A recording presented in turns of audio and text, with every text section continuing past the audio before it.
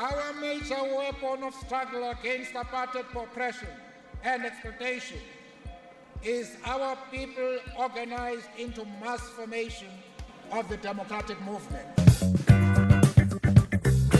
የዓለምን ታሪክ የቀየረው ታላቅ መሪ ኔልሰን ማንዴላ የጽናትና ይቅርታ አባት። ሰላም ጤና ይስጥልን ውድ የብርቅ ድንቅ ከታሪክ ማህደር ተከታታዮቻችን፣ ዛሬ ደግሞ ስለ ታላቁ መሪ ኔልሰን ማንዴላ አጠር ባለ መልኩ ወደ እናንተ እናቀርባለን። እስከ መጨረሻው አብራችሁን ቆዩ። ሮሊላህላ ማንዴላ የደቡብ አፍሪካ የነጻነት አርበኛና የቀድሞ ፕሬዝዳንት፣ በዓለም ፖለቲካ ውስጥ ዘላቂ አሻራ ካስቀመጡ ታላላቅ ሰዎች መካከል አንዱ ናቸው። የእርሳቸው ህይወት ታሪክ በጭቆና ላይ የተገኘ ድል፣ በቂም ላይ ያሸነፈ ይቅርታና ለአርነት የተከፈለ የላቀ መስዋዕትነትን ማሳያ ነው። የልጅነት ጊዜና የትምህርት ጉዟቸው ከ1918 እስከ 1940ዎቹ መጀመሪያ። ማንዴላ የተወለዱት ሐምሌ 18 ቀን 1918 ዓ.ም እንደ አውሮፓውያን አቆጣጠር ነበር። በደቡብ አፍሪካ ትራንስካይ ግዛት በሚገኘው ኦማታታ አቅራቢያ በምትገኝ መቬዞ በተባለች መንደር ውስጥ ነው። የትውልድ ስማቸውም ሮሊላህላ ሲሆን ትርጉሙን በተለምዶ ችግር ፈጣሪ ማለት ነው። ኔልሰን የሚለውን ስም በአንደኛ ደረጃ ትምህርት ቤት በዕለቱ አንድ አስተማሪያቸው ለትምህርት ቤቱ ልጆች የክርስትና ስም የመስጠት ልማድ መሰረት ኔልሰን የሚለውን ስም ሰጧቸው። የማባዲ ስያሜ በትውልድ አካባቢያቸውና በቴምቡ ጎሳ አባላት ዘንድ ደግሞ በክቡር የጎሳ ስማቸው ማዲባ በመባል ይጠሩ ነበር። የ9 ዓመት ልጅ እያሉ አባታቸው ስለሞቱ ወጣቱ ሮሊላህላ በእናታቸው አማካኝነት የቴምቡ ሕዝብ ተጠባባቂ ንጉስ በሆኑት በጆንጊታባ ዳንዲዬቦ ጥበቃ ስር ገቡ።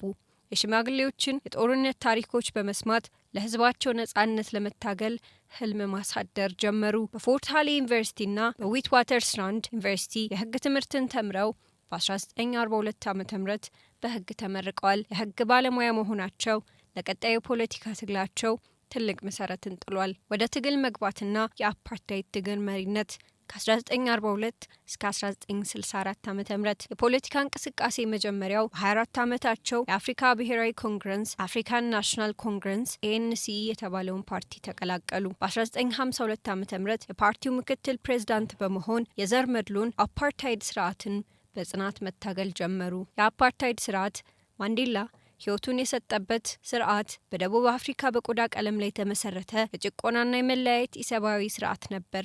መጀመሪያ ላይ ማንዴላ በሰላማዊ የመቃወም ዘዴዎች ሲታገሉ የነበረ ቢሆንም በ1960 ዓ.ም የሻርፕቪል እልቂት በጸረ አፓርታይድ ሰልፈኞች ላይ ፖሊሶች ተኩስ ከፍተው 69 ሰዎችን ሲገድሉ ሰላማዊ ትግል ብቻውን እንደማያዋጣ ሳመናቸው። የጦር ክንፍ በመመስረትም በዚህም ምክንያት እምኩሄንቶ ዊስዊዝ የሀገር ጦር የተባለውን የኤኤንሲ የትጥቅ ትግል ክንፍ መስርተው ዋና አዛዥ ሆኑ። ለትግሉ ድጋፍ ለመሰብሰብ ወደ ሌሎች የአፍሪካ ሀገራት ጉዞ አድርገዋል። ከጉዞአቸው ሲመለሱ በ1964 ዓ.ም በታሪካዊ ራይቮኒያ ፍርድ ቤት ራይቮኒያ ትራያል በሀገር ክህደት ተከሰሱ። እዚያም ታላቁን ንግግራቸውን አደረጉ። የምታገለው የነጮች የበላይነትን ላሰፈነው አገዛዝ ብቻ ሳይሆን የጥቁሮች የበላይነትንም ለሆነው አገዛዝ ጭምር ነው። ሁሉም ሰው እኩል የመኖር እድል ያለው ዲሞክራሲያዊና ነጻ ማህበረሰብ እንዲፈጥር ሀሳቤ ነው። ይህን ሀሳብ እስከ ህይወት የፍጻሜ ድረስ ለማዋል ተስፋ አደርጋለሁ በማለት የእድሜ ልክ እስራት ተፈረደባቸው። ማንዴላና ሌሎች የኤኤንሲ መሪዎች መንግስትን በኃይል ለመገልበጥ በሚል ክስ ተከፈተባቸውና ፍርድ ቤት ቀረቡ። ከዛም ማንዴላ እድሜ ይፍታህ ተፈረደባቸውና ሮቢን ደሴት ያለ እስር ቤት ውስጥ ተላኩ። በ1964 ዓ.ም በራይቮኒያ የፍርድ ሂደት ራይቮኒያ ትራያል በሀገር ክህደት ተከሶ ነበር። በዚያ ፍርድ ቤት ለታሪክ የቀረውን ንግግር ሲያደርግ የምታገለው የነጮችን የበላይነት ለሆነው አገዛዝ ብቻ ሳይሆን ለጥቁሮች የበላይነትም ለሆነው አገዛዝ ጭምር ነው። ሁሉም ሰው እኩል የመኖር እድል ያለው ዲሞክራሲያዊና ነጻ ማህበረሰብ እንዲፈጥር ሀሳቤ ነው። ይህንን ሀሳብ እስከ ህይወት የፍጻሜ ድረስ ለማዋል ተስፋ አድርጋለሁ ብሏል። በዚህ ታላቅ አቋሙ የተነሳ እድሜ ልክ እስራት ተፈረደበት። የ27 ዓመታት የስር ዘመንና የነጻነት የረጅም ጉዞ ከ1964 እስከ 1990 ማንዴላ በፍርድ ቤቱ ያደረጉትን ታሪካዊ ንግግር ተከትሎ የእድሜ ልክ እስራት ተፈርዶባቸው 27 ዓመታት የሚሆኑትን የህይወት ዘመናቸውን በጨለማ እስር ቤቶች አሳልፈዋል። በሮበን ደሴት ሮበን አይስላንድ የነበራቸው ቆይታ የእስር ጊዜያቸውን አብዛኛው ያሳለፉት እዚህ ደሴት ሲሆን አስቸጋሪ እስር ቤትም ነው። የአፓርታይድ መንግስት ዓላማ የእርሳቸውን ተስፋና የመሪነት መንፈስ መስበር ቢሆንም በውስጡ ያለውን የነጻነት ፍላጎት ሊያጠፋው አልቻለም። የማንዴላ ስም ከግድግዳዎቹ ጀርባ ለዓለም የትግልና የፍትህ ምልክት ሆነ። በእስር ቤት ሳሉ ድንጋይ መሰንጠቅ ከባድ የጉልበት ስራ ሰርተዋል። ነገር ግን ይህ ከባድ የኑሮ ሁኔታ ለዓላማቸው ያላቸውን ቁርጠኝነት አጠናክሮታል። ሎንግ ዋክ ፍሪደም የረጅም ጉዞ ማስታወሻ። በእስር ቤት ላይ በነበሩበት ወቅት የማንዴላ ታላቅ ስራ የሆነው የህይወት ታሪካቸውን የነጻነት ረጅም መንገድ ሎንግ ዋክ ቱ ፍሪደም ምስጢራዊ በሆነ መንገድ መጻፍ ጀምረዋል።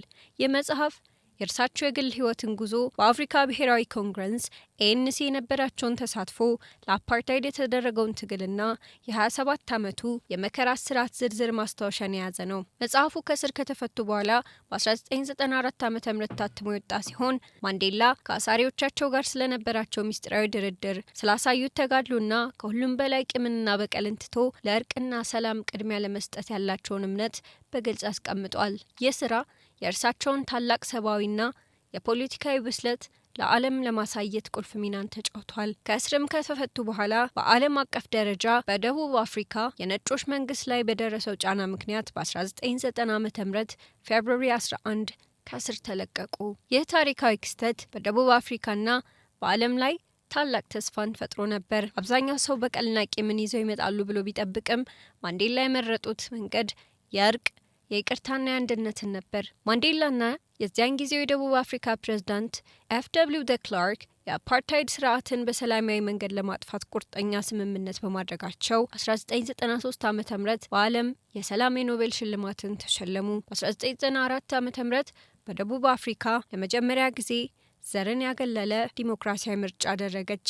ኔልሰን ማንዴላም የሀገሪቱ የመጀመሪያው ጥቁር ፕሬዝዳንት በመሆን የተከፋፈለችውን ሀገር ወደ እውነተኛ አንድነት መርተዋል። ከፕሬዝዳንትነታቸው በኋላ ያለው ህይወት ከ1999 እስከ 2013 በታላቅ የሀገር መሪነት ምሳሌነት ማንዴላ በ1999 ዓ.ም የፕሬዝዳንትነት ዘመናቸው ሲያበቃ በቃኝ በማለት በፈቃደኝነት ከስልጣን የወረዱት፣ ይህም በአፍሪካ መሪዎች ዘንድ እምብዛም ያልተለመደ የክብር ምሳሌ ነው። በ2004 ዓ.ም ከፖለቲካው ዓለም ሙሉ በሙሉ ጡረታ መውጣታቸውን አስታወቁ። ቀሪ ህይወታቸውንም ለበጎ አድራጎት ስራዎች በተለይም ደግሞ በደቡብ አፍሪካ HIV ኤድስን ለመከላከልና ለማከም ግንዛቤን በመፍጠር ላይ ያተኮሩ። ትልቁ ልጃቸው በማካቱ በHIV ምክንያት ሲሞቱ ለዓለም በግልጽ በመናገር የቫይረሱን ስም እንዳይጠራ መፈራት እንደሌለበት አሳስበዋል። እድሜያቸው እየገፋ በሄደ ቁጥር በተደጋጋሚ በሳምባ ምች ምክንያት ሆስፒታል ሲገቡ ቆይተዋል። ኔልሰን ሮሊላህ ማንዴላ በ95 ዓመታቸው ታህሳስ 5 ቀን 2013 ዓ.ም ህዳር 26 ቀን 2016 ዓ.ም በኢትዮጵያ አቆጣጠር ማለት ነው በጆሃንስበርግ ውስጥ በወዳጅ ዘመዶቻቸው ተከበው ህይወታቸው አልፏል። የማንዴላ ህይወት እውነተኛ ለውጥ የሚመጣው በጥላቻና በበቀል ሳይሆን በሰብአዊነት በእርቅና በይቅርታ እንደሆነ በተግባር ያሳየ ታላቅ ትምህርት ነው። የ27 ዓመቱ ስርን የማንዴላ ልብና መንፈስን ሊሰብርም አልቻለም። እርሳቸው ለዓለም ሁሉ የፍትህ የሰላምና የመቻቻል ዘላለማዊ ምሳሌ ሆነው ቀጥለዋል። በደቡብ አፍሪካ ገንዘብ ላይ ፎቶአቸውም ታትሞ በለንደን አደባባይ ደግሞ ሐውልታቸው ተሰርቶ የእርሳቸው ታላቅ ስብዕና በዓለም ህሊና ውስጥ ለዘላለም ይኖራል። ለዛሬ ያዝንላችሁ ብርቅ ድንቅ ከታሪክ ማህደራችንም ይህንን ይመስል ነበረ። ቻናላችንን ሰብስክራይብ፣ ላይክ እያደረጋችሁ ምን አይነት ታሪኮችን መስማት እንደምትፈልጉን በኮሜንት መስጫው ላይ ያስቀምጡልን።